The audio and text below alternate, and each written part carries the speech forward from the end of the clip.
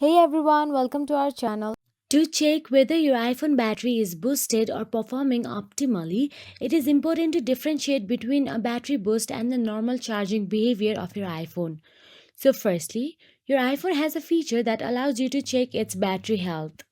This feature tells you the maximum capacity of your battery compared to when it was new.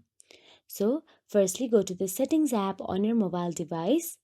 Now, inside the settings, scroll down and look for the battery option available there and simply tap on it. Now, inside the battery, tap on the battery health option available right in the middle of the screen. Now, there you can see battery health and charging, the maximum capacity option available. This shows you how much battery capacity remains compared to when the battery was new.